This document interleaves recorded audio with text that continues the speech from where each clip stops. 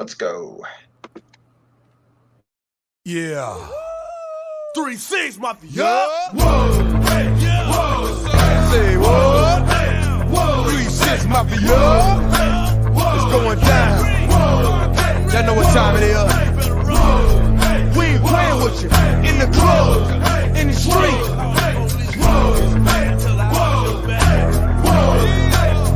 Shut up!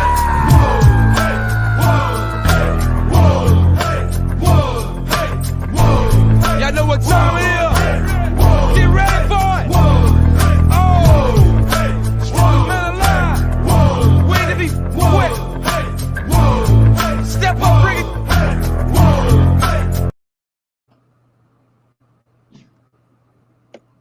All right, ladies and gentlemen, welcome back to No BS from our long summer break, ladies and gentlemen. Let's get down to business on this show. Have a fantastic time. Isaiah, how are you? And welcome back to No BS, my friend. How are you tonight? Oh, it was a great summer vacation. You know, I went to Hawaii, I went to the Caribbean, I went to Miami. I just suntanned all day long. Why are you as pale as me then almost? For the last 3 months. You know, I'm so tan. I'm just kidding. But it was a great summer vacation. You know, it was great to be able to go on vacation elsewhere and to be able to do other stuff. And I missed this program, though. However, I was kind of itching to cut our vacation short during our summer vacation and do the show during like one of the final or the couple months that we didn't do the show. But it's great to be back. You know, we got a lot of stuff to talk about, and there is one topic I'm definitely very excited to talk about, and that is regarding the USC Trojans, who they finally fired Clay Helton a couple of days ago, which I was very happy about. But looking forward to this program, and we got a very unique Power 5 tonight on the docket, so looking forward to this show. All right, Isaiah, thank you for your nice, glorious, warm introduction. And John, how are you tonight? Welcome to No BS. It's a great return, and having you on the show is always fantastic. So how are you tonight? It's been a long time, and folks, I'll be honest though, I don't talk college football, but before the show, me and Trevor were just dicing up, which doesn't ever happen, ever. Just like the New Year's celebration, but we're good to come on here, and with Isaiah, it's just BS, but with you and I, Trevor, it's no BS. Yep. So, you know, gentlemen, it's been, you know, an interesting, I guess, you know, 2 weeks in the world of college football. And I know Isaiah's first topic tonight has been itching at it, and I've been demising it as long as I possibly could, trying to stay away from the show like Isaiah does after his team loses. But I'm man enough to come up on the show and talk about the loss with Ohio State to Oregon. So, Isaiah, I'll go to you. What is some of your reaction to Oregon beating Ohio State by a touchdown? Final score of that game was 35 Oregon, 28 Ohio State. So, Isaiah, what were some of your reactions to that game? Well, Trevor, I'm going to keep my statements nice and short and sweet because I've been talking about this pretty much the past like 4 or 5 days or 3-4 days ever since this game went down. You know, I put this on the script tonight because I know you wanted to talk about it because you and Shree were in Columbus. You guys were at that game. You even sent me a picture from that game. I'm trying to pull it up right now on my phone. But you sent me a picture of that game of the Oregon Duck, which I thank you very much, Trevor. And here is the photo. I don't know if you guys can see it right there, but there's the Oregon Duck right there sitting in a – was that a real chair, Trevor? Was that a real – It was a blow-up like lounge chair, basically. It was like if you think Blue's Clues in the thinking chair, that's basically what's equivalent to. And I literally told Shree when I was there. Oh, sorry, John, go. Don't mention Blues Clues, man. We just had my childhood shattered last week.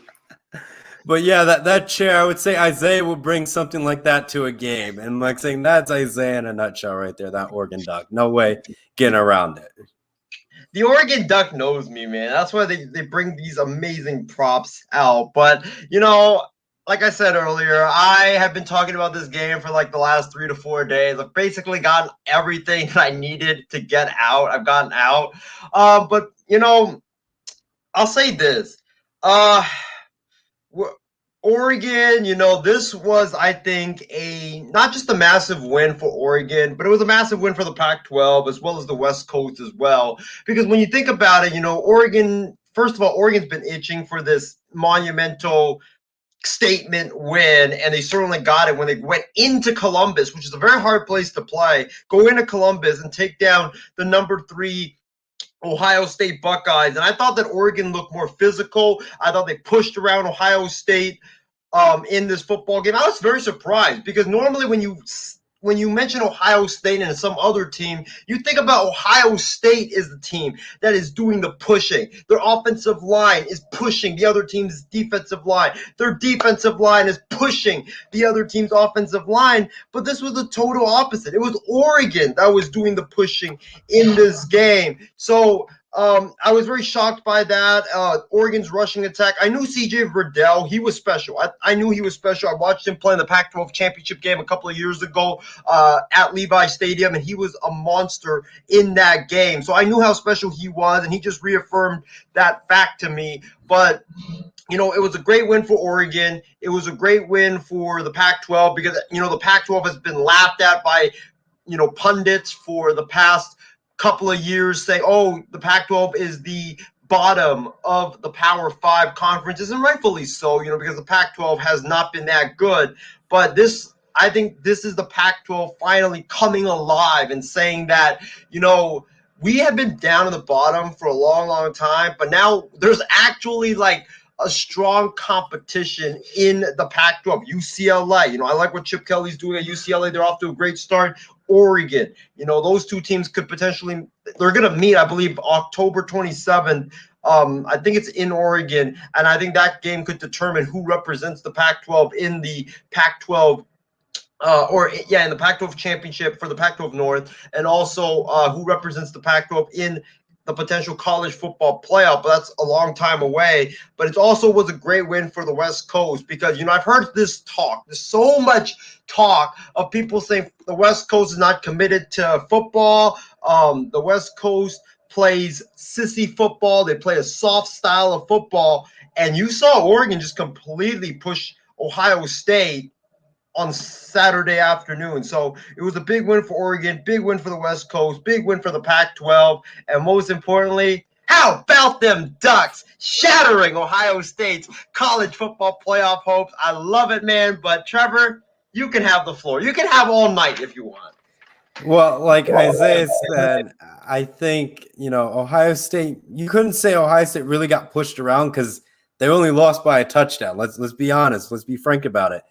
But at the same time, it was their defense. I was worried about this going into the game. They gave up over 30 points to Minnesota. Though Minnesota's team was very senior heavy, those guys with experience, I was like saying, okay, it's first game jitters. You're on the road and fans are back in the stands. Okay, I get it. You're going to have, probably issues on defense. Then I'm thinking second week, you probably fine tune it and you'll be able to, use the traditional Ohio State dominant defense, but that wasn't there. And Oregon literally ran the ball like it was Big Ten football, just pushing it down Ohio State's throat and just getting up and down the field without a problem. But at the same time, it was like you couldn't stop the run. So if you couldn't stop the run, if I was a coach, I'm just going to keep running the ball until you actually stop me. It's like kind of a no-brainer. Though Oregon's quarterback wasn't really like a gunslinger really throwing at the ball, their run game was like phenomenal, and their tempo of being up quick pace really gave Oregon, the key advantage. I know Ohio State really, big into its defensive line and offensive line, but they're just big and slow compared to Oregon's light, agile players who are also very strong, but they're just quick. They're quicker than the big, heavy 300-pound lineman that Ohio State has. And you can do a lot more, pulls with your guards and your tackles and really, do good power sweeps. And as you saw, like Oregon's first touchdown, they literally build a nice wall for the running back to just run down a nice seam and score in. It's like that's fundamental football right there when you have agile players like that. And that's, one of those key advantages that Oregon's had. We've seen it back in 2019 when Oregon played against Auburn. They had that quick tempo. Though they lost that game, it just shows you Oregon has athletic players that can compete with a lot of these teams. It's just when these other teams have firepower offenses to really put up points real quickly, it kind of slows down Oregon's momentum to continue that quick tempo since, that other team can just take three big plays down the field, and now they just scored and kind of changes your game plan a little bit. But I want to go to John and get some of his reactions.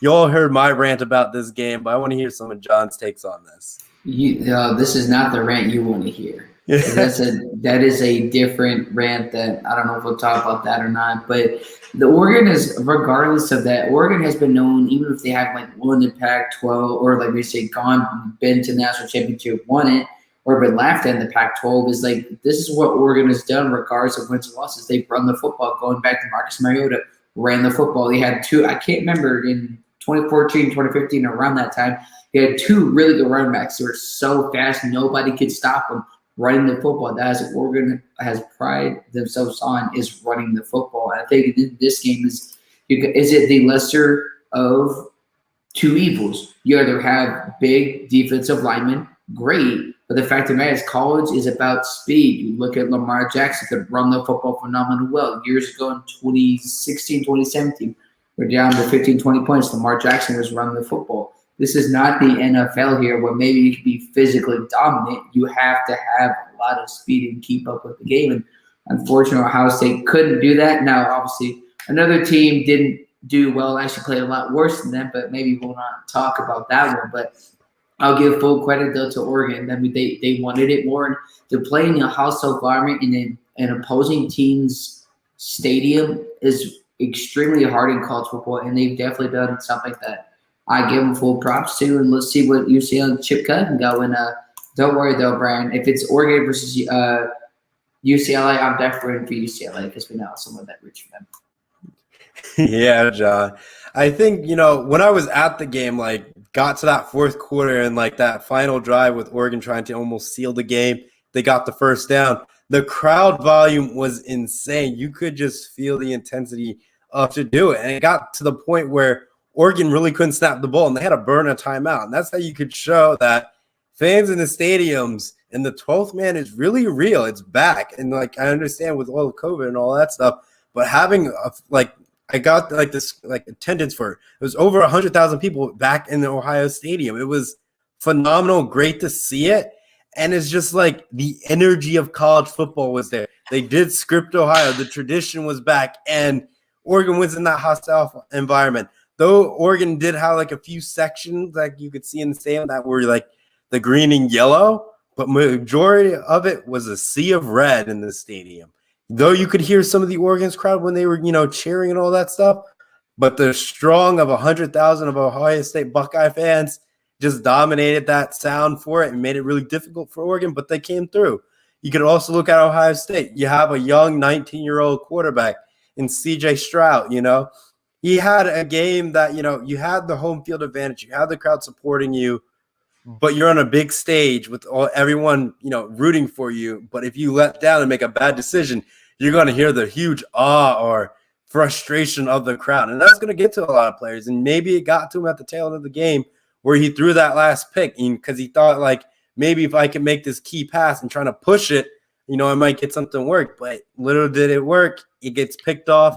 And Ohio State loses. And though they get a second opportunity, he ends up tripping, and then the game clock, ends up expiring. And that's the worst way for you to lose is because you tripped, Maybe, versus it was a batted down pass because you at least put it up there, but you tripped in the end. And that's kind of rough for a quarterback to bounce back from. But I see you want to add on something to John. I don't think people, unless you've been to a sports game with a ton of fans, which us three of us have, and I know many of the people that are watching have, there is nothing like a nearly full crowded stadium of fans cheering their team. There's nothing like it as a sports fan. You can have all the animation stuff on TV, but there's nothing, I can't stress that enough, nothing like a in-home being at the stadium full of fans again. It's so awesome. And I'm just glad college football is back. Yeah, but I guess we'll move on to Isaiah. Before we move on to our next topic, I'll go. We're not talking about UT though, Isaiah. Thank you. Yeah, no, I'm not talking about UT. I want to talk about this Oregon-Ohio State game. Let me say this. Trevor was right about how the defensive line just got pushed around and the defensive line just couldn't stop the run whatsoever. That is a big concern if you're Ohio State fan, because if it was a 1-game thing, fine, we'll let it slide. But it's been a concern for 2 games. In Minnesota, that running back, I forget his name, Abraham or whatever for Minnesota, he was running roughshod all over Ohio State in that football game, and I think he would have done even more had he not tripped and popped his Achilles in the 3rd quarter of that football game. Once he was out, Ohio State kind of took control of that game. But against Oregon, I mean, C.J. Verdell, every time he cut to the left, he was running wild. Every time he cut to the right, he was running wild. The safeties and the linebackers, for some reason, didn't set the edge. I heard Joe Klatt, great college football analyst for Fox. He was with Colin Cowherd today, and he said, the Ohio State safeties and their corners, they were taking bad angles to tackle C.J. Verdell the entire game. So they got to make, some changes. I know a lot of people are upset at the defensive coordinator. I don't know if it's coaching. I really don't. I mean, Kerry Combs, the defensive coordinator, he's been there for like 2-3 seasons now. And when he's been there, Ohio State has had a pretty good defense. I don't think it's, coaching. I just think it's, technique from the players, players taking wrong angles, corner linebackers, safeties, not setting the edge. I mean, these are some of the things that they teach you in Pop Warner football. Like, if you can't set the edge in Pop Warner, you're obviously not going to win. Yeah, you have a good point there, Isaiah. That edge is very key. And like me, I played in high school in Pop Warner. Being a corner, taking those right angles to make those stop on those big run games are very critical. But before John, you want to add on something to that as well? No, I was just saying Charles Woodson and another couple of defensive players would know how to do exactly what you're talking about. Well, it seems like our fans are kind of getting like a general idea of where we're heading into our next topic. But before I do that, let me read some of our comments from our loyal, amazing fans. Kirsty Wilson says, rocking that Baby Yoda shirt, John. Thank we you. like that. Yes. Another Grogu shirt. And then going on to it, I'll introduce the second topic, and then I'll read some of more of our comments and see if it sways any way where the college football playoffs goes. So I know after 2 weeks of college football, trying to figure out who's really the best top 4 schools in the nation for the college football playoffs. If the playoffs happen today, or, once we get towards the end of the season, who's deemed worthy enough for it? And I'll put, a couple of comments up there from our fans. Kirsty Wilson says, Isaiah, it's only 1 game and the Buckeyes still have a chance at the college football playoffs.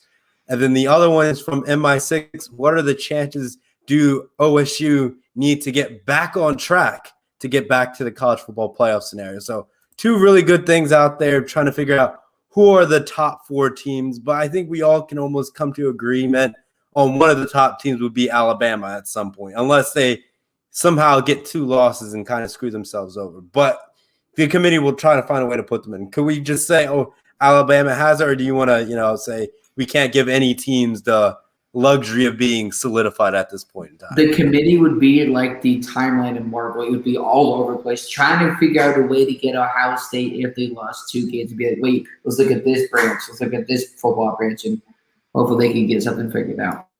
Add on top of that, John, Alabama's the sacred timeline. They can't be left out. No. We don't use those cursing words on the show. We don't say the A word. I'm talking about don't use the word Alabama. That's what I'm going to teach my kids. All righty. Isaiah, who do you think, is, worthy in the college football playoffs? Like, if the playoffs happen today or by the end of the season, what teams do you think is going to be in the playoff picture? Well, I'm going to go with my top 4 teams as of today, because, I think that when the college football playoffs do get announced in December, we might have a bunch of chaos that we don't know, because, there's games that you might be like, yeah, this team's easily going to win, and then they go and lose that game. So in college football, there's no game that is considered a walkover. So As of right now, I think Alabama is definitely a lock to make it. Even if they lose a game, they're definitely going to make the college football playoff. I think Georgia is also a lock to make it because had they lost to Clemson, I would have said, you know, probably not. They'll be 50-50 because they would have had one loss, right? And then they would play Alabama in the SEC championship. And if they lose that game, they will have two losses. And in the history of the college football playoffs, there hasn't been a team making the college football playoff with two losses. So Georgia absolutely had to beat Clemson to keep third chances of making the college football playoffs intact with a loss to Alabama, and they did it. So I think Georgia's definitely a lock to make it. Plus, their defense is for real. It's an amazing defense. Their pass rush is ferocious. I think in the first two games of the season, they've averaged like 6 sacks in both of those two games. And, their secondary is really good. This might be the best defense that Kirby Smart has fielded as the head coach at Georgia. Plus, they have JT Daniels as well, and I think they're missing like four offensive weapons, and they're still putting up over like 40 to 50 points a game. So Georgia's a lock. Alabama's a lock. As far as the other two teams go, right now I know Notre Dame, they are undefeated, but they don't look that good. I mean, they have to go to overtime to beat FSU in FSU, and FSU's not that good because a week after they take Notre Dame to overtime, they go and lose to freaking Jacksonville State. So that was not a good win at all for Notre Dame. And then Notre Dame, I believe, at home, Trevor, was that right? At home against Toledo last week? Yep. Notre Dame at home against Toledo, they were like big time favorites, and they only win by 3 points, 32-29, and they needed a game-winning drive. So I'm not impressed by Notre Dame at all. Oklahoma, I mean, they had that one game against Tulane. It really was unimpressive because their offense was great. Don't get me wrong, their offense was great, but their defense. How do you give up 35 points to Tulane? It makes no sense whatsoever. Oklahoma, I'm iffy about. I would say Oregon right now for me is the third best team just because, they have a great defense, great rushing attack, and they're coming off that big win over number 3 Ohio State. So that was a statement win. You definitely got to put them in there. So they're my third best team. So I got Alabama, Georgia, and Oregon. As of right now, I'm going to say Clemson. I'm going to say Clemson just because, Ohio State, they had that loss to Oregon. Their run defense is atrocious right now, and if they don't get that fixed, I could see teams like Penn State, teams like Michigan, who had those two backs. I don't remember the names of those two running backs, but those two running backs in those two games that they've had, they've combined for over 600 yards rushing. So I think Michigan could give Ohio State problems with the running game. Plus, it's in Ann Arbor. So give me Alabama, Georgia, Oregon, and Clemson as of right now. John, what about you? Who are the 4 worthy teams of the Holy Grail of the national title? The A word, which I want to, because that's football cursing, and we don't do that here on the show. And I mean, obviously, the reason why I still say Ohio to a certain, I know this loss was huge, it was crucial, but like we kind of, Trevor, were talking before the show, is unless the playoff committee changes like completely and they get new staff, it's not going to happen. So until that happens, which it won't, I say Ohio a little bit right now, but it's hanging on the fringe, just like Loki's chances at love after episode 6. You guys seen it? That is your problem here, folks. But I mean, obviously, Oregon, as of right now, without a shadow of a doubt, I mean, you go into Ohio State like we know this in other end, going to an opposing team's home state and beating them, especially in the close one. We saw that here in the NFL and college football, and definitely something exciting. But for most part, I do agree with Isaiah, but you just never know what can happen in the world of college football. Yeah, I think the more I look at it, if we're gonna rank it like appropriately and how the teams end up unfolding out, assuming Oregon goes undefeated, it'll be, like John said, the A word. Alabama sits on top. Number 2 would be Oregon, because they would be also another undefeated team. So then when you look at 3, if you're going to put Georgia in, they would be in that 3 spot because they would have one loss because they would have lost the conference championship. But you could also, it's really weird where you would put that, because if, let's say, Ohio State wins out and they're, Big Ten champs, then it's like, do you put Ohio State as a 4 or a 3?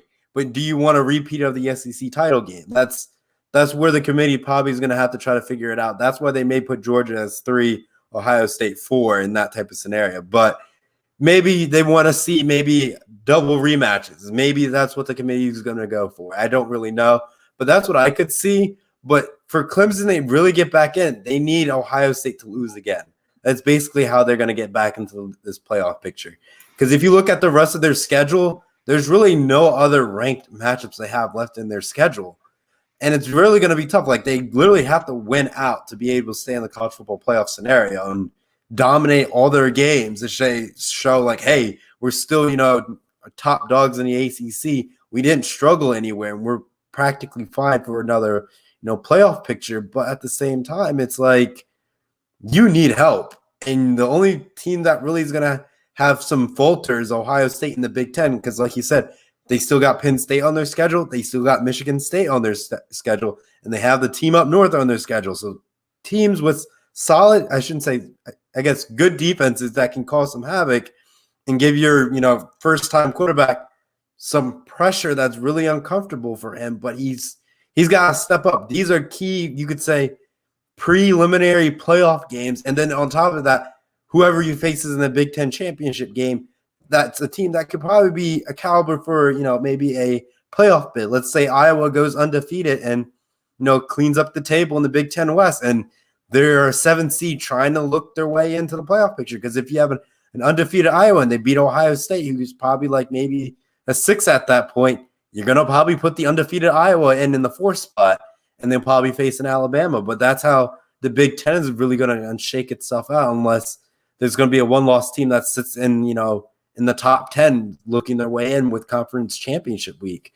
But like I said, those are like the main teams are really high. It's more like the Big Ten teams are really fighting for that 4th spot than anything else at this point, because Ohio State has that one loss, and that kind of opens up that window a little bit. Yeah, I think it's going to come down to Ohio State or Clemson for that 4th spot, because I think that I just think that, if Georgia runs the table, they don't lose until the SEC championship.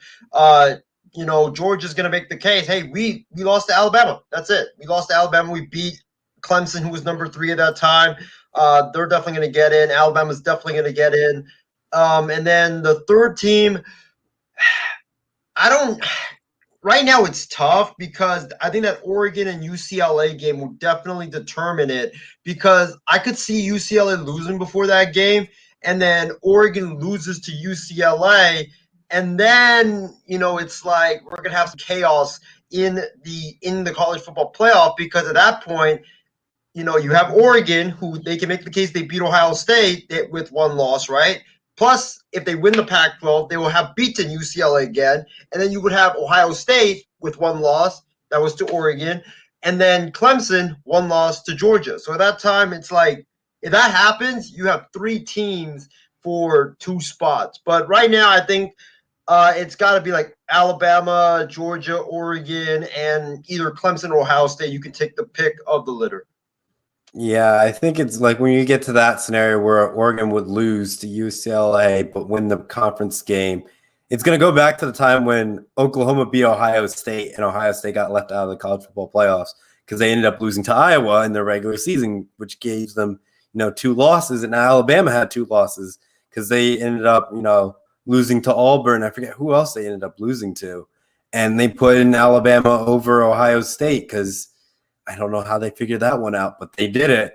And Alabama didn't play in the conference championship game. So it's really going to be trying to be something interesting than anything else.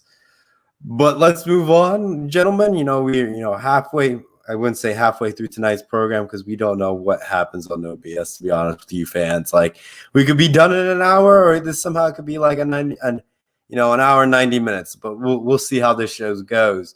But obviously, we all know what's going on in USC. They just fired, Clay Helton. So the question is, the fate of USC at the head coaching position. So I'll go to Isaiah. What do you guys think about it?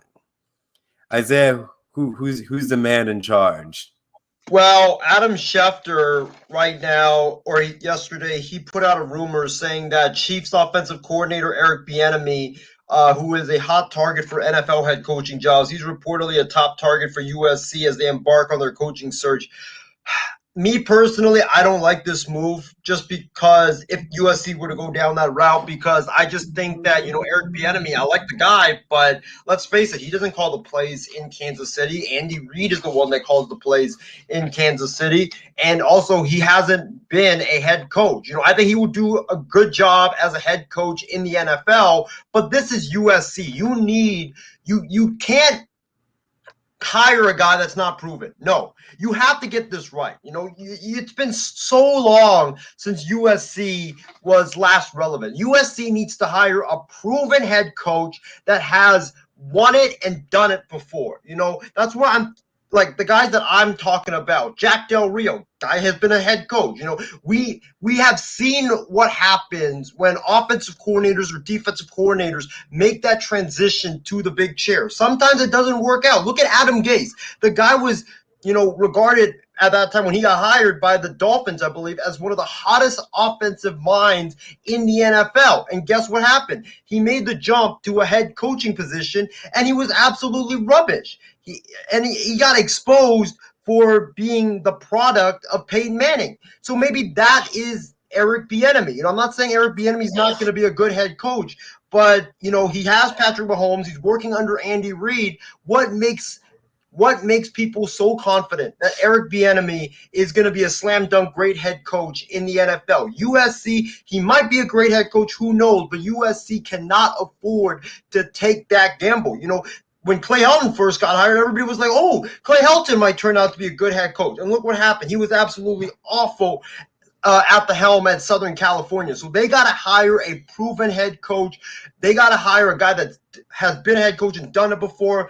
For me, the guys that I would hire if I'm USC and I'm running the search, Jack Del Rio is my number one option. That's the first call I'm calling if I'm Mike Bohn, the athletic director at USC, just because Jack Del Rio, former USC alum, he knows the program inside and out. He's a guy that, has coached in the NFL with the Raiders and also the Jacksonville Jaguars. He knows what it will take to get young players to the NFL. And I think that, young players, recruits, they're going to gravitate towards that, because at the end of the day, what do players that are going to college football, what do they want? They want a coach that can develop them so they can go to the next level and go to the NFL. So that's why I think Jack Del Rio would be a great fit for USC. Plus, he's a no-nonsense, tough-nosed football coach. He's going to bring discipline to USC. If you look at the Raiders under Jack Del Rio, they were one of the least penalized teams in the NFL when Jack Del Rio was coaching the Oakland Raiders at that time. So that's what USC needs. They need a guy that can build the culture, a guy that knows the program inside and out, that knows how to deal with these boosters that have, some say in the program. Plus, they need a true leader. They need a leader of men, and they need a guy that can bring discipline to this program. And I think Jack Del Rio, he would be a great fit. Bob Stoops is another one because he's won it at a high level, won a national championship at Oklahoma, been a head coach for a long, long time. He's kind of like Jack Del Rio, been a head coach, has changed cultures before at different programs, and also he's a guy that is no-nonsense, tough-nosed football coach, will bring discipline to the program. And I would say, James Franklin maybe, just because he has done a wonderful job at Penn State. He did a tremendous job at Vanderbilt. He knows how to recruit. He has great charisma, but he would be my third option just because, I know people are throwing out Matt Campbell of Iowa State, James Franklin of Penn State, and I think Luke Fickell of Cincinnati. The problem with those guys are they're great coaches, but they are more Midwest type of guys instead of Los Angeles, Southern Cal. You need a guy that can understand USC. You need a guy that can understand the big spotlight of Los Angeles. You need a guy that can understand what USC is about, and a guy that will not be afraid to stand up to the boosters, to stand up to the USC athletic administration, and to stand up to some of the boosters out there that are just like, hey, I want some influence when it comes to this decision and this decision. So my number one choice would not be Eric Bieniemy. I think Eric Bieniemy at USC would not be a good fit. My top choice is Jack Del Rio. USC needs to call Jack Del Rio to be their head coach. John, what about you? The fate of USC, the man who's going to take the helm of the USC Trojans and lead them into battle. The problem is here, unlike if it was like a Clemson or somewhere else, there's such deep history at USC. It's not just a job of, okay, no pressure. We'll see what if we can get something figured out. It's not what if we can figure out. It's what you have to figure out. This is USC. Regardless of the past couple of years, we keep saying, oh, you're going back to history. History does matter because then that puts pressure on a new head coach or on a new coordinator here. And I mean, I agree with Isaiah here, but if you look at it, I understand, like, Adam Gase was terrible. He shouldn't have been a head coach in the NFL. You saw guys from college to the NFL that don't work. I'm not saying Bieniemy, or I was butchering his last name, the guy with the Chiefs here, but I'm not saying he'd be a bad fit. I just think at the end of the day, until we at least give it a shot, we don't know. Because you look at with a Washington football team years and years ago, you had a ton of young guys. You had all these great-minded coaches who have never coached before. Again, I'm not saying he's going to be the case. I know it's like the NCAA, but I'm using it as an example. We just don't know the outcome. But with that being said, though, there's so much pressure. Versus if this was like a New Mexico State, no pressure. They've sucked since they've been around, so there's no pressure to perform. But every single mistake, every single game is going to be criticized by the fans, by the media, especially by the fans who are hungry for another national championship team. And last time they truly had that, and I'm not talking trash because UT hadn't done much either. Since YouTube first came around, when Reggie Bush was on that first highlight reel on YouTube back in the day. And so I'm going to have to say it is Jack Del Rio for right now, but can he live to the pressure? I definitely think he can. You took the Raiders team to the playoffs. Derek Carr at the time nearly had an MVP year. You had Malcolm Crabtree who had some good years, Amari Cooper. So you just never know what could happen. But right now I'm going to have to say it's Jack Del Rio. Yeah, it's really tough with the fate of USC. Like you said, history is a big part of USC. Like when you think of USC, you think of national titles and Heisman Trophy winners. That's basically what USC really is out on the West Coast. Not too many other West Coast schools can really say they cranked out all these Heisman Trophy winners and won all these national titles that this school has produced. But at the same time, if you get a flashy coach name, is it going to be enough to, attract, kids that come to USC when you have an Alabama dynasty out there running rampant wild and then Ohio State dominating the Big Ten? So let's say, you're that one-loss USC team, but you go to the Rose Bowl and Ohio State gets left out. And you just get, slaughtered by Ohio State in the Rose Bowl. Like, that kind of hurts USC's image a little bit. It's like they were not playoff caliber ready because Ohio State's been in the playoffs for like the last 2 seasons. And yet, sometimes they were able to hang in that game, or sometimes Alabama just was the better team. They just had way too many 5-star recruits that, just kind of changed how the game looked. It's kind of one of those weird predicament. I know, Isaiah, you threw James Franklin out there. I don't think he's going to leave Penn State because it's like, though last year with COVID, he had a bad year. He went like 0-5 at the beginning of the season.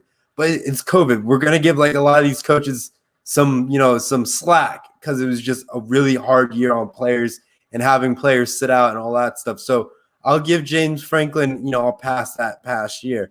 But more normally, Penn State goes 10-2. You're not going to fire a coach who goes 10-2 and, gets a New Year's 6. You really don't. Obviously, you want to, college football playoffs and all that stuff, but he has to get over the hurdle of Ohio State. Once he does that, he has to somehow survive the Big Ten championship game. And even if he's lucky with a one-loss Penn State team, it may not even be enough to get into the college football playoffs, depending how the rest of the, playoff picture even goes. So it's like he has a tough gauntlet to go through. If he went to USC, he would kind of be in the same boat where it's like if you have that one loss, your chances at the college football playoffs have just diminished in the Pac-12 compared to the Big Ten, where it's like I lost out of conference, but I still have, like 3 or 4 other ranked opponents to really bounce myself back into a college football playoff spot. But I think I can go to some of our, MI6 fans and see what they have for some of the topics that they got. Ishmael has his, college 4 pick. He has Alabama, Oregon, Georgia, Oklahoma as his spot. Kirsty Wilson says Oklahoma is weird because if they go out and win Big 12, they could somehow get in this picture. Plus, there's Spencer Rattler kid, but she's also in the Heisman race, so that can kind of maybe add to the hype of them getting into the college football playoffs.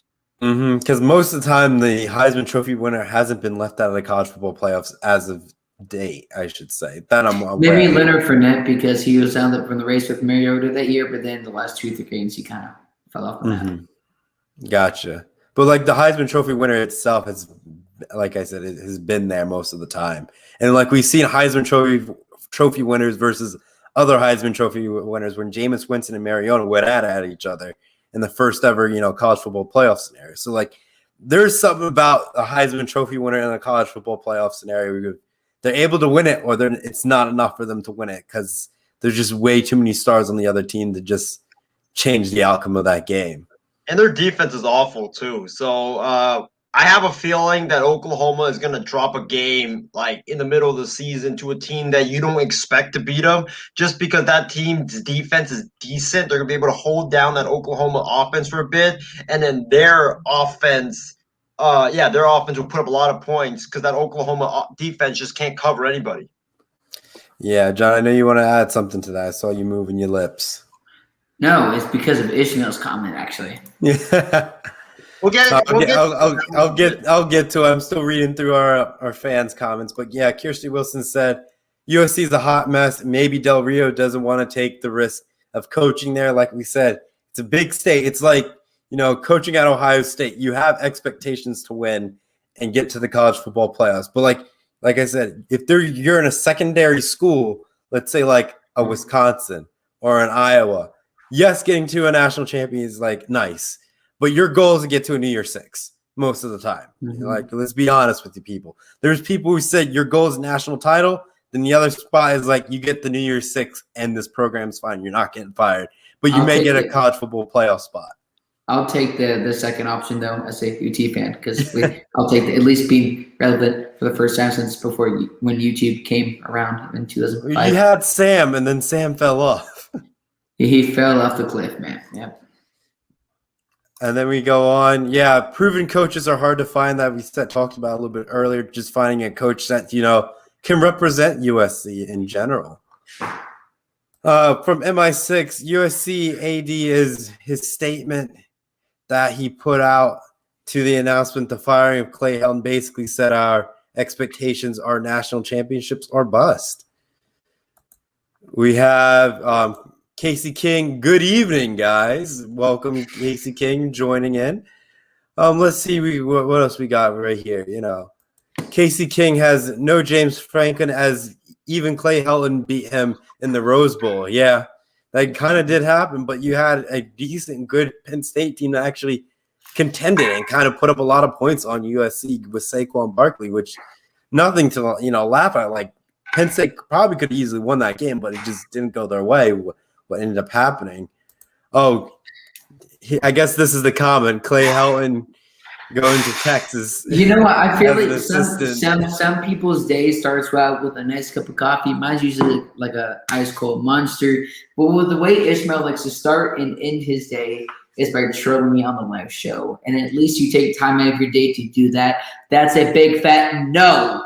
No, Clay Helton. I would rather want Boo from Monster Seek. I would rather want whoever the heck SpongeBob is on this comment section here. I would rather want Gary. I would rather want Grogu. Anybody but that bum Clay Helton. I don't want you in Texas. I don't want you writing the word Texas on your social media accounts. No, but that's some people start their day with coffee like Isaiah, but this is how Ishmael starts and ends his day. Okay, now you're taking this too far, Ishmael. Come on here, buddy. You see this comment here, Trevor? No. Yes. I think this is Ishmael's source of caffeine every day. It's just trolling and trying to get a rise out of me. And I get that, but hey, everybody has their own source of caffeine here, man. I'll go back to Casey King's comment. It says his choice is Chris Peterson, Jack Del Rio, or Luke Fickell. Good selection there. And then another one he would say if Urban Meyer was still on the market, he would take Urban Meyer as well, but he doesn't seem to stay long term. Yeah, you guys can really say that about Urban Meyer. He's there for, a few years and then says, I'm moving somewhere else. Like, I understand, he coached Utah, coached Florida, coached Ohio State, took some time off, and now is in the NFL. So it's like he can build up your program, but sometimes either your program falls off or it stays somewhat consistent with the transition. I know Ryan Day has done a fantastic job with Ohio State and keeping it top notch and all that stuff, but it's like you want coaches almost like, Joe Paterno, someone who's like longevity at this program for like when he was at Penn State and just built a dynasty at Penn State that just was a contender. Like you never saw Penn State really have a losing season there to that degree. Oh, what else we got? Clay Helton to the 49ers staff. Yes, Oh boy. dude, Y'all just right making now, y'all just making Clay Helton jokes at this point. I will call people that I know and be like, or somebody else, hey, let's make this happen. All right, I guess, that's a great way to segment our way to our next topic with the 49ers. Okay, 49ers have running back problems. Isaiah, I know you're going to probably give us a whole 15-minute spiel of why the 49ers running back core has been depleted so rapidly after 1 week of the NFL season already. But I'll let you go to it, my friend. Go for it. Well, yesterday we got the news that 49ers starting running back, should I add, Raheem Mostert is undergoing season-ending surgery to replace chipped cartilages in his knee, and he's out for the year. So the question that we have on the script for tonight's show is how big of a blow is this for the 49ers and losing Mostert for the season? I'm going to say this. Say it, or you're going to have to drink a cup Why of does mayonnaise. this guy always get hurt? It's like, oh my gosh, man. It's like,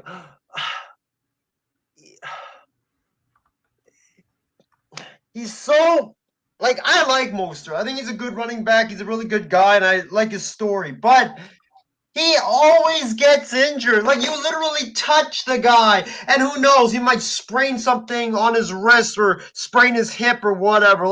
This guy always gets hurt. He is the most, just a guy that is my gosh, he's injury prone. Yeah, the most injury prone guy I've ever seen in my life, and he's clearly made of glass. I mean, you think Greg Oden was made of glass? I present you Mr. Raheem Mostert. I don't even know how he got hurt. I saw he was running, and then he got tackled, and he was all right. He walked back, and then next thing I know, boom, breaking news, Raheem Mostert questionable to return with the knee injury. And I was like, how did he even get hurt? How? He literally just got tackled. He didn't even get tackled. He just got pushed to the ground, and he just oh, yeah, you have chipped cartilages in your knee.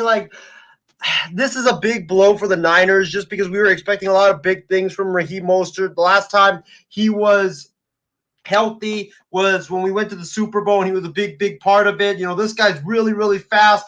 He's a great running back and catch passes out of the backfield. He's a great run blocker as well, or a pass blocker as well. So this is a big blow for the Niners. And when you look at their other running backs, they have Eli Mitchell, who had a great game in his debut in the NFL, but he's unproven. He's a rookie. They have Trey Sermon, who Trevor knows very well from The Ohio State University. That dude was a healthy scratch in game one. I don't know why you drafted him in the third round, and he's a healthy scratch in game one. Makes no sense what Kyle Shanahan is doing in San Francisco. And then they have JaMycal Hasty, who he's a second-year back. He's not really proven, has played only 4 games or 5 games in his career in the NFL before this season. So it's a big blow because he was our most experienced running back. He was the guy that was supposed to take a heavy workload for the 49ers, and now you're going to have to you're going to have to divide that workload between three guys that are either rookies or haven't played that much in their careers in the NFL. And we don't know if they can handle it because JaMycal Hasty played 5 games and then he was out for the year because of a broken collarbone, and Eli Mitchell and Trey Sermon are rookies. So this is a big blow for the Niners, especially for this team since they wanted to be a very run-heavy type of offense. And now they probably can't do that because their running back corps is, very thin right now. John, do you want to add anything on the 49ers topic, or are you satisfied with what Isaiah had to say? I want to add to something here, and this is really unfortunate, though, because I've been following this guy for many years, even before 2019. This is a story where you go back to the playoffs. If you haven't really, I'd like to go back to this because this is, like I said, we love the NFL, but we also hate stories like this in the NFL. You go back to 2020, you could have been, if they had like playoff MVPs, it would be Raheem Mostert. I mean, he torched the Packers defense. He torched everybody they played in the playoffs here. This guy was their leading rusher, over 720 yards, undrafted rookie free agent, and struggling to find bounces in between and constant. I put you here because I believe in you. And then unfortunately, he's one of those guys where we've seen this in the league or college football where he has a really good year, and then despite having previous years past where it wasn't very good, one good year, and after that, just can't stay healthy. And I think it's one of those stories, folks, where probably that's what it is, and it really sucks because I think a lot of us were rooting for them. I mean, 200 yards in the AFC Championship game going to the Super Bowl, that you don't expect that from a guy who's been on 3 to 4 teams alone at a time, and it's definitely unfortunate. But, I mean, that's what it is, folks. And so rooting for him. But it's a big blow to the Niners because you have a mobile quarterback here. Juju played pretty decently, so it's unfortunate. But those are some of the stories we see in the NFL. Yeah, but I know a lot of fantasy owners are panicking and trying to get that waiver wire running back for the San Francisco's 49ers and trying to figure out, is it worth starting, sitting, and all that stuff, just seeing how this week goes. Like, if I was a fantasy owner, like I would try to find that starting running back and maybe have him sit and see how he does, unless it's a fairly easy matchup and you just want to, take it and get the easy 10 points. Because if it's like a weak defense, it'd be something like that and all that lines.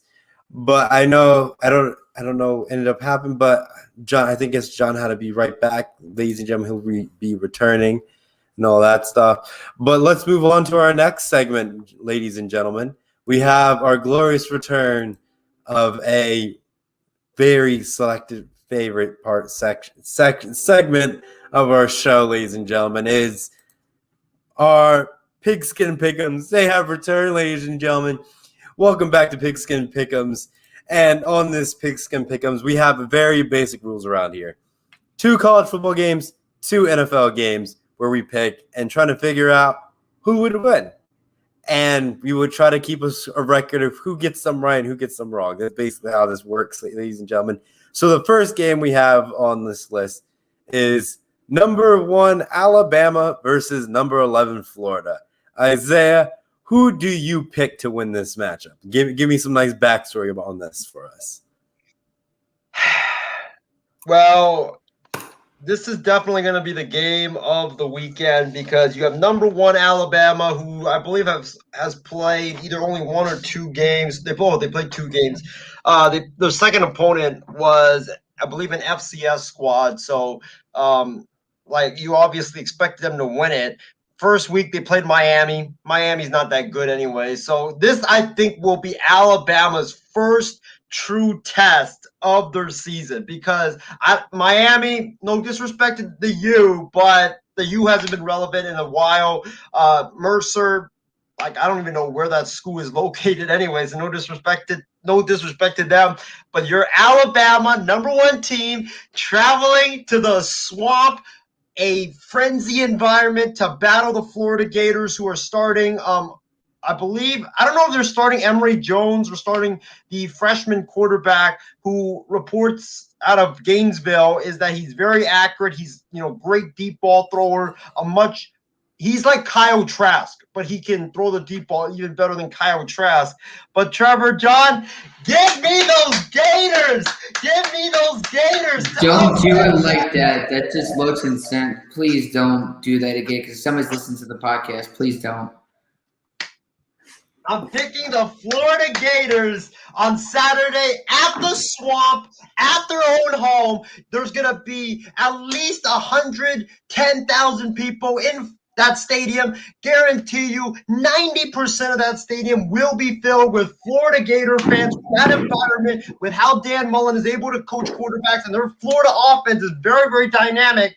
And that Alabama defense, I watched that Miami game. They were a bit shaky in that game. And Bryce Young, first career start in a frenzied environment, not playing in Atlanta again.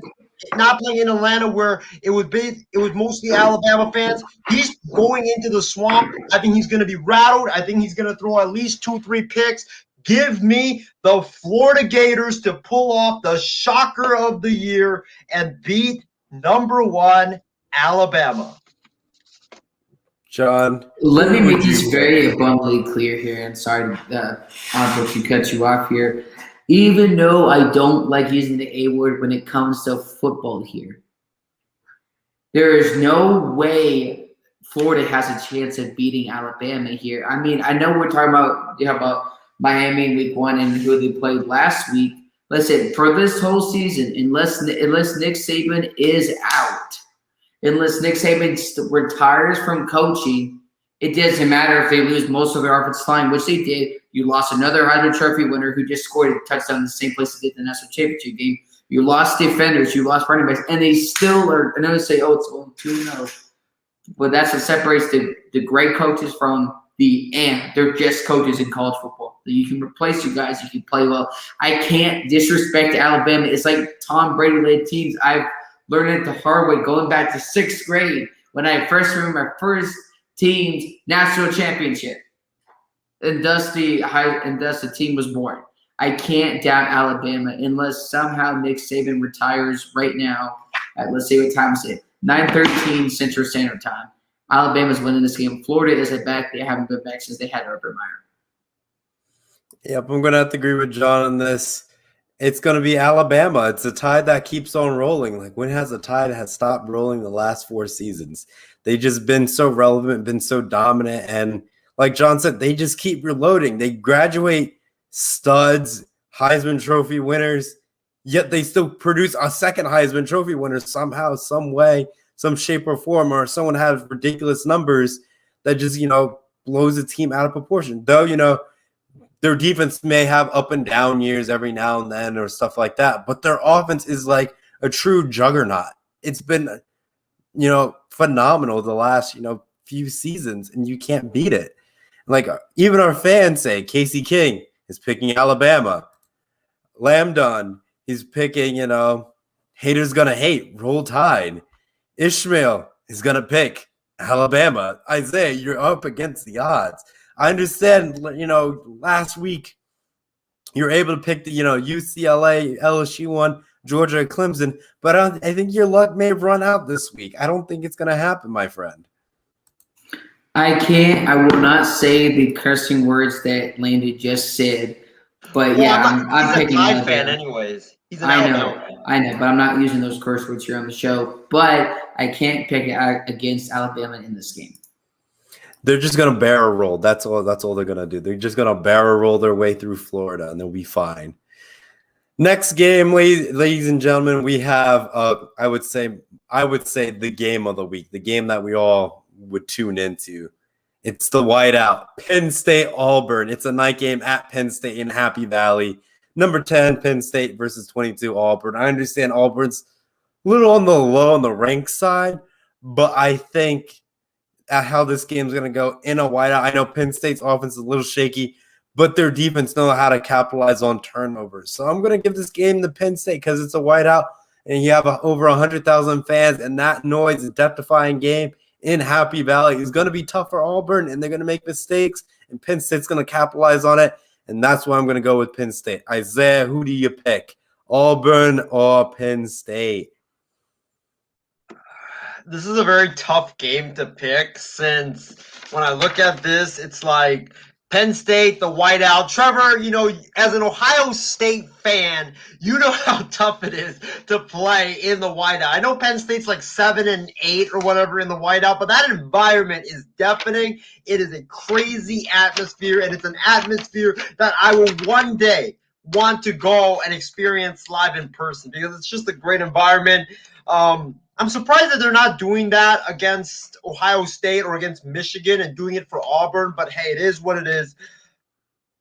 I'm going to go with Penn State. I'm going to agree with you, Trevor, on this. Give me Penn State. They're at home. That environment is so tough to play in. Their defense is really, really good. And we've seen Bo Nix. That guy, one game he comes out looking like the second coming of the greatest Auburn quarterback to ever play. And then the next time he comes out, he looks like he doesn't even deserve to play high school football in Alabama, let alone Auburn. So, I just don't know what Bo Nix will come out in this football game. If it's the bad Bo Nix, well, then you shouldn't even tune into this football game. But I think that Penn State will make life hell for Bo Nix in this game and make life hell for the Auburn offense, which has been a bit shaky to start the season, but it's not really a surprise since they have a new head coach. They're trying to install a new scheme and all that stuff. So give me James Franklin and Penn State. John, what about you? Who is going to win this football game? Auburn or Penn State? 2 words, Penn State. That's it. Thank you. I take a bow. Very good, John. Very good. Good pick. Good selection. Now, before I go into our NFL side, Casey King says going with Penn State.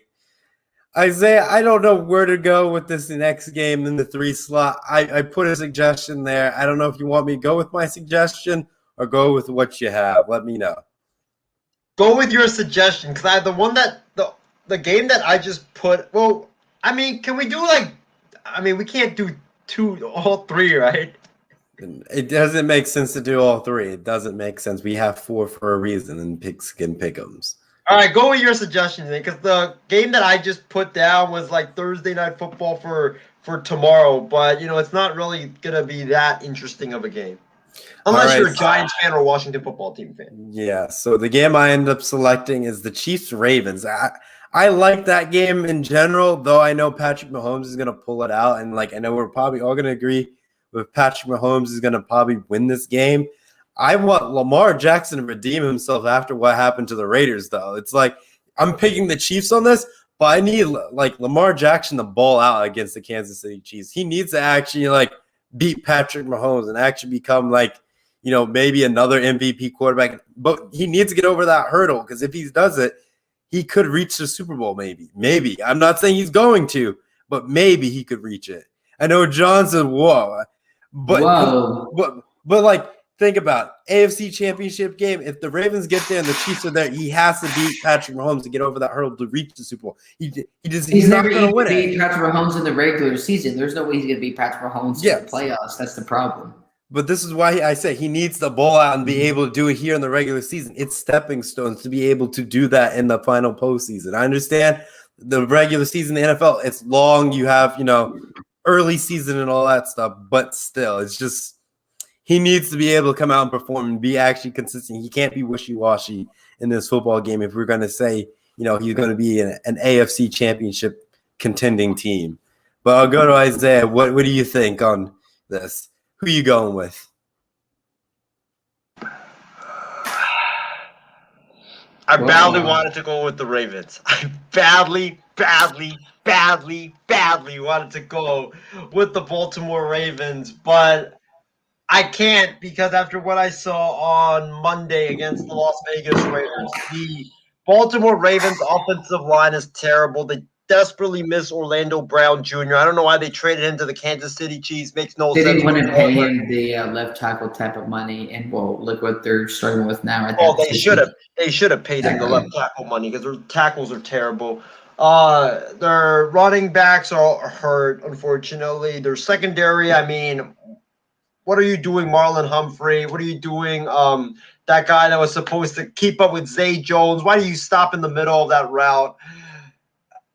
Give me the Chiefs because I think the Chiefs, they have the ability to run the football, pass the football, and offense with Mahomes and that high-powered offense. I know the Ravens' defense, they're going to make it tough for that Chiefs offense. That's why I think the game will be closer than most people think.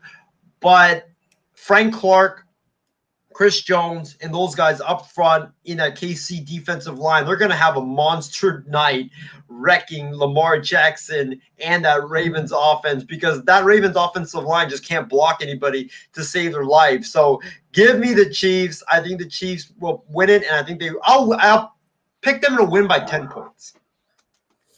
And John, I know you're probably going to pick the Chiefs unless you're going to shock me here. No, I'm not. The exact opposite. The reason why I'm picking the Chargers and Cowboys game is because hear me out though. Hear me out though. Chiefs Ravens. We're on Chiefs Ravens. Because that's so no. No, I'm being serious. But that's the next game though that we're going to talk about now. But you're talking about picking a game though, right? No, we're picking who's going to win. The Chiefs Ravens. There's no way the Lamar Jackson. I'm sorry, but folks. Lamar Jackson is a bum. Lamar Jackson is not a great quarterback. And what I don't get, okay, you can laugh at me all you want, but it's Huggins, not Higgins. So we all have that. I was working on something else here. But the fact of the matter is, Lamar Jackson will never beat Patrick Mahomes. We are getting so excited we love to relive our childhood with all these Nickelodeon shows. No problem. But the problem is Lamar Jackson will never win a Super Bowl. Lamar Jackson will never beat Patrick Mahomes, and I don't understand the media narrative of, oh my gosh, the rivalry between Mahomes and Lamar Jackson. Well, for it to be a rivalry, you actually have to win a game or two, and Lamar Jackson and his team has not done it. Lamar Jackson is like Pluto in this game. There's no chance of Pluto coming back as a planet, and there's no chance of Lamar Jackson beating the Kansas City Chiefs in this game. You got Tyreek Hill, you got all these guys in the offense, you got Clyde Edwards-Helaire, you back up, running back, Mahomes, and your backup quarterback. There's no way, no how. Case is closed. I take him out.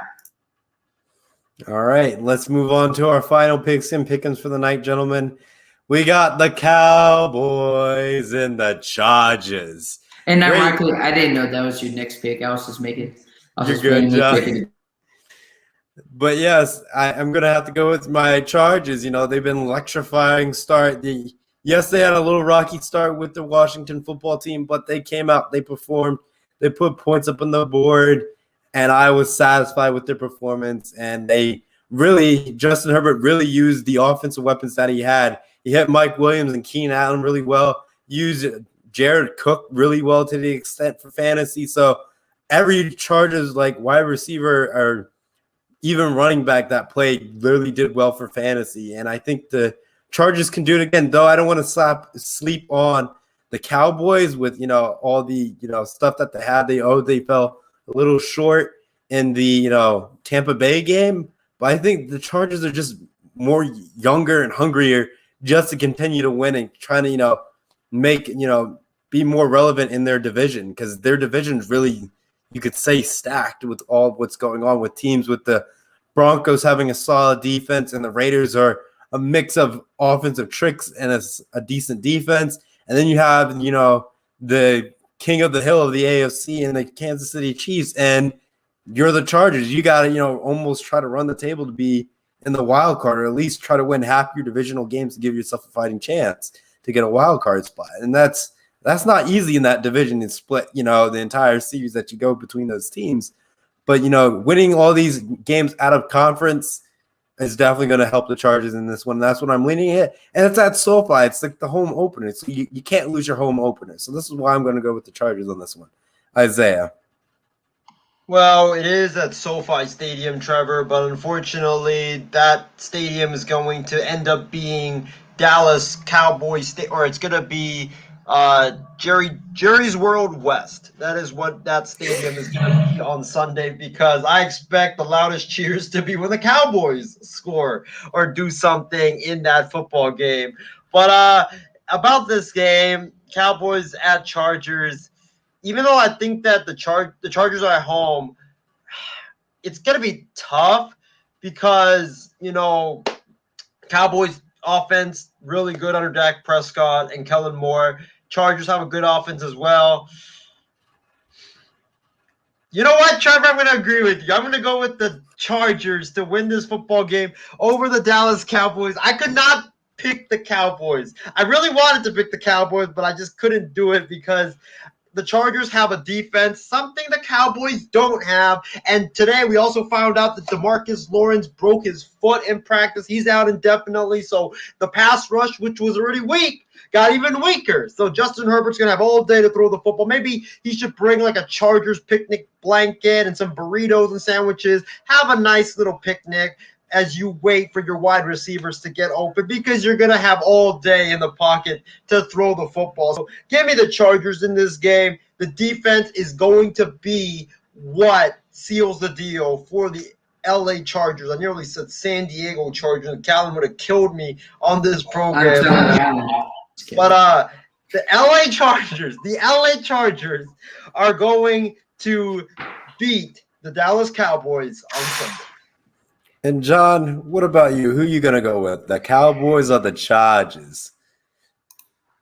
Just like in Marvel, when it's a turn of events and you're giving the chance to the new characters, for this game, I'm picking the Cowboys in terms of there's more pressure for Dallas. Dallas has to win this game. There's more room for error for the Chargers than there is for Dallas here. Because like I said, with DeMarcus Lawrence's injury, Ezekiel Elliott, if the offensive line isn't doing their job, then Ezekiel Elliott can't do his job. Mario Cooper played phenomenal. Michael Gallup's out for a couple of weeks here. You got CeeDee Lamb, who can play very well, but at the end of the day, can the offensive line do their job? You didn't have your starting offensive lineman, Zach Martin. I believe he's back for this game. And so that's why I picked the Cowboys in terms of there's more pressure. The Chargers can make a mistake. Okay, it's just week 2 of the NFL season. While on Dallas decided this, oh my gosh, we just paid Dak this new contract. He's in his new year of his 4 or 5 year contract. Ezekiel Elliott's in his new year 6-year contract. Mark Cooper's in his second year of a 4 to 5 year contract. So there's just a lot of pressure in a win now mode. Because if you have guys against their high contract and you're not winning, then you're going to have a rift or they're a problem. And some people say this already. Should Mike McCarthy be the guy? Should Mike McCarthy be the coach? Yada, yada, yada. We can have that debate. Obviously, I say no, but more pressure on the Cowboys to win this game. And if the Chargers lose, it's okay because it's 1-2. And with how this division is, anything can really happen. But I put more pressure on the Cowboys than I do the Chargers in this game because how Dak played last week, there's no excuse this week. Kellen Moore is under more pressure for the Dallas Cowboys than any other staff member for the Dallas Cowboys. Because when you game plan, when you game manage through the first 3.5 quarters, you cannot give your guy that you've signed for 6 years the ball only 7 times through 3.5, almost 4 quarters. That is absolutely unacceptable. So you're going to have to get the running attack going early. You're going to have to feed the ball to Amari Cooper and CeeDee Lamb while Michael Gallup is out and let the tight end feed the block. So pressure on the defense, but that's what it is. I know I surprised Isaiah there, but once in a while I do have that in me. And Casey King's going to go with the Renters over the Cowboys on this one. All right, gentlemen, it's long overdue here on this network. And as I get, situated on finding our next moment, let's move on to our Power 5.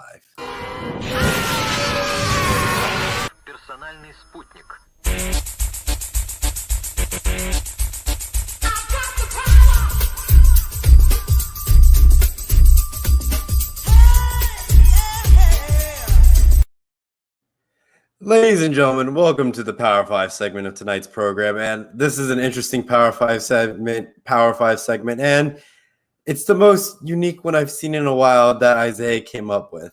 It is the top 5 toppings / condiments to put on a cheeseburger. Now, Isaiah, does crispy bacon? Hold up, John. Let me make this clear. Is cheese out of the picture since the cheese is already on the burger? That's a cheeseburger, not a regular Well, cheeseburger. yes, cheddar cheese is out of the picture. You can put different cheese and just stack it. But cheddar Okay. cheese is out of the picture because it's a cheeseburger. And the reason why we're doing this, folks, is because today is National Cheeseburger Day. So that is why we were doing it. Me and Trevor, we were like, we couldn't come up with any Power 5 idea. So I just searched up on Google, what is the holiday for today? Because every day there's like a national whatever type of a day. And it just so happened to be National Cheeseburger Day. So that's why I was like, toppings and condiments on a cheeseburger for National Cheeseburger Day. So you guys saw me writing a bunch of stuff while we were talking sports, and that was because I was writing down all the toppings and condiments that you could put on a cheeseburger. All right. I guess since you really got us underway as you want to read off your 5 real quick? All right. So before I give my 5, there's actually one that is not on my list at all. It's not even in my top 10. It wouldn't even be in my top 20. And that is pickles. I absolutely hate pickles. No way. Like, what? Yes. I look, pickles make the cheeseburger. It's like sour. It's like just disgusting. Ruins the flavor. Yeah, and that's why I just don't. But it's on a Krabby Patty, John. It's pickles. Okay, yeah, but Krabby Patty would taste better, but we don't know what a cartoon hamburger tastes like because we can't defy the laws of physics here. So until then, no. But here is my Power 5. Actually, I'm gonna give one honorable mention before I give my Power 5, and I'm gonna say tomatoes. Tomatoes, definitely. Tomatoes on a burger, you definitely got to have it. You don't want to be eating just the patty, the cheese, and the bun. Like, you don't want to be eating that. So you got to have like some type of vegetable in your cheeseburgers. That's my honorable mention. But let's start with number 5 on this list. So Trevor, John, we're talking condiments and toppings. So it could be like sauce and stuff like that too, right? Mm-hmm. Like ketchup, mayo, all that stuff. Yeah. All right. So number 5 on this list, it's got to be the ketchup, because if you don't have ketchup on a what kind of ketchup though? There's some good kinds out there. For me, it's regular ketchup, just regular ketchup, because like I wouldn't take any type of ketchup, but I'm just saying like regular ketchup, the OG. You got to have that type. Like you got to have that in there. Either I wouldn't put just like mustard. That just doesn't sound like a good fit, but ketchup absolutely has to be on a cheeseburger. Number 4 on this list, fried onions. Fried onions. When we talk about like some of like a bacon cheeseburger, fried onions in there, really, really good. Number 3 on this list, and Trevor, John, this is going to be 2 ingredients, but it's going to be combined into one, because like it's always in a burger combined into one, and that is mushroom and Swiss. Ew, that's disgusting. I could see that. Yeah, I could see that. Have you tried a mushroom and Swiss burger? First of all, I've tried. I don't care if it's mushroom with gold on top. I have not eaten it. I'm throwing the mushrooms in the trash, just like pineapple on pizza. And I haven't ate dinner here, so please don't say anything too good right now. But yeah, for me, mushroom and Swiss is number 3 on the list. Plus the mushroom and the Swiss on top of a great patty. Whew, it's really, really good. Number 2 on the list has got to be the bacon. The bacon. Just look at this burger that we had on our National Cheeseburger Day sign. I mean, you got the patty, you got the cheese, and you got stacks and stacks of bacon. I mean, it's just so good right there. Like, this burger looks so juicy. I just want to take it from the screen and eat it. And number 1 on this list, this is for you, John, and you and Trevor might walk off the set and not come back. You're going to say pineapple or ham. No, it's not ham. Number 1 on this list, chili. Chili cheeseburger. Ever heard of that, guys? It is so freaking Look delicious. what you did. Chili and cheeseburger, man. It is good. So that is my Power 5. Well, I'll go to you, John. What would be, your top 5 condiments or toppings you would put on your cheeseburger? First of all, I want to say that, my opinion, the best ketchup on this list is Whataburger's spicy ketchup. I don't care what nobody says. Crispy bacon and pepper jack cheese. There's nothing like it. Number 4, though, onion rings. Like, if you add those, it's not really good. But number 5, though, I'm just gonna go for it and say French fries. Those go really good, and or Chick-fil-A sauce. I don't care. It's not on chicken. But French fries in a burger or on the side? on top, in it. Onion rings, bro. Alrighty. I guess before I reveal mine, I'll review some of our top 5 from our fans. Casey King says his top 5 condiments for a cheeseburger are crispy bacon, ketchup, barbecue sauce, teriyaki sauce, and pineapple. Ooh. Casey, Yes, you've done pineapple. so awesome into the pineapple. I am so sorry, but you're gonna have to turn in your badge and gun as a fan of the MI6 Sports Network. I'm so sorry for your loss. All right. So for mine, Isaiah, what you got? Before you go, Trevor, I gotta say this. Barbecue sauce. I completely forgot about it. Like, I wouldn't put it in my top 5, but definitely in my honorable mention and ahead of tomatoes. Okay. So I'll go to my Power 5.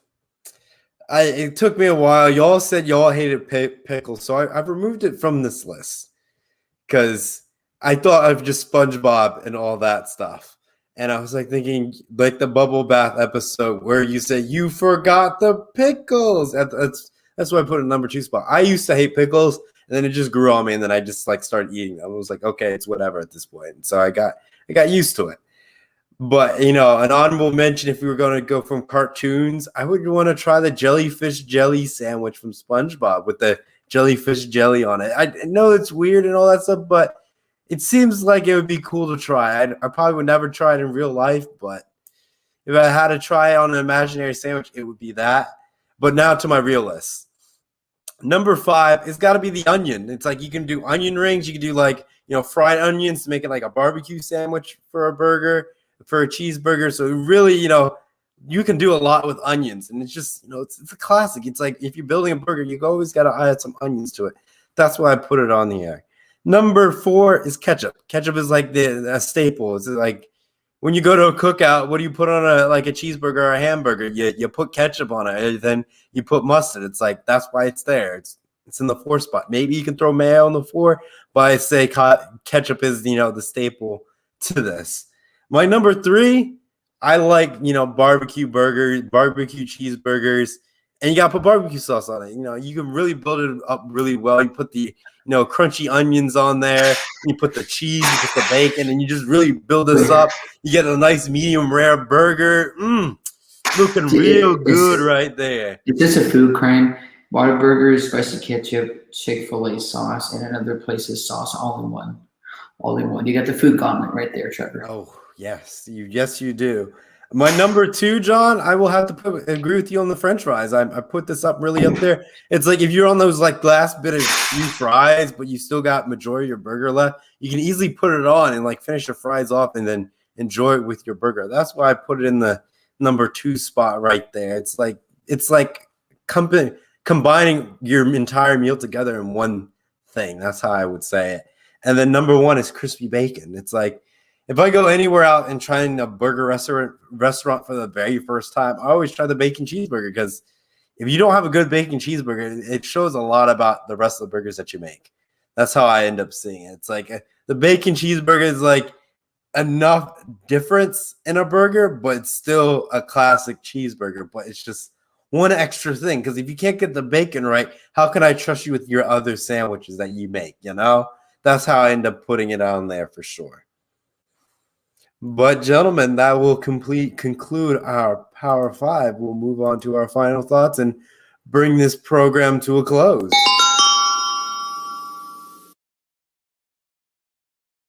We're almost at the 90-minute mark in this program. I didn't think this was going to be an hour and 30-minute show, but it's the first show back, so we can let it slide. But we'll try our best to keep this program a little shorter. Try to keep it with the hour 15-minute window as best we possibly can, because we all value your time on a Wednesday night and spending time with your family and friends. We'll give you back some time. But Isaiah, I'll go to you. What are your final thoughts for tonight? Before I get into my final thoughts, I want to thank Ishmael, Casey, as well as Landon. I don't know who's running that SpongeBob SquarePants account, but thanks so much for tuning in. Let's see. Christy Wilson, as well as I think that was it. But thank you to everybody for tuning in. It was a phenomenal show tonight. It was great to be back, on No BS after a long summer break. But my final thoughts is that, I hope USC makes the right hire. I know that I'm going to be the next several weeks, months, whatever it is, I am going to be doing my best to be pushing Del Rio to USC so that USC can make the great decision and hire Jack Del Rio, whether it's sending letters, sending videos, DMing the athletic director, all that stuff. I'll be doing that. So I want Jack Del Rio to USC, but looking forward to the great Washington football team versus the Giants game tomorrow. It's going to be a great game, and mark my words, this is the beginning of a breakout season for Mr. Daniel Jones, a.k.a. Danny Dimes. I'll read some of our final comments from our viewers before I, bring us on to a close. Ishmael says his Power 5 for, toppings for a cheeseburger. You got bacon, mayo, ketchup, mushrooms, and avocados. Ooh. Avocados on toast is another good staple every now and then. And then Casey King has a question for us. Great show. And Isaiah, is there a show on Saturday evening? That is what, the night shift, I believe? I believe so, unless we change it to another type of program. I think it is the night shift. We'll get to our schedule in a bit, but as of right now, it's TBD, to be determined, because I don't know, I might be working that day. Isaiah, do we have the picture of the schedule, or that's not up yet? We actually have it right here. All right. Let me remove the comments so we can actually see it. So yes, here's our tonight's program, ladies and gentlemen. So normally we have Mondays, we have Wild Sports Talks after Monday Night Football. On Tuesday, we have the Sports Lounge on Callan, but I know Callan's schedule is busy because he's gotten back in the swing of things. So that's very tentative on Tuesdays. Wednesdays is No BS at 6 p.m. Eastern. No, not Eastern. Pacific time. Love this mess up right there. Tripping over my own words. Thursday is the night shift at 10:30 p.m. Pacific. Friday as well, Sports Talk at 6 p.m. Pacific. Saturday, we have the night shift, but right now that's tentative this week. But we'll give you a 6 for 6 in the morning for selecting the 6 best sports games of Saturday and Sunday combined. I'll split it up between 3 college football games and 3 NFL games that I have on my watch later radar list. And then Sunday is Extra Point. Wow, I was about to say fan response, but Extra Point at 9 p.m. Pacific. That is our lineup for MI6. We'll probably do another update on the list as more time comes, because obviously you can only fit so much on a PowerPoint slide. But ladies and gentlemen, that will do it for our show tonight. Take care, be safe, and we'll all catch you next time. See you, and so long for now. Yeah. 3-6, my Yeah. Whoa. Hey. Yeah. Whoa. Say what? Whoa. 3-6, mafia. It's going down. Y'all know what time it is. We ain't playing with you. In the club, in the street.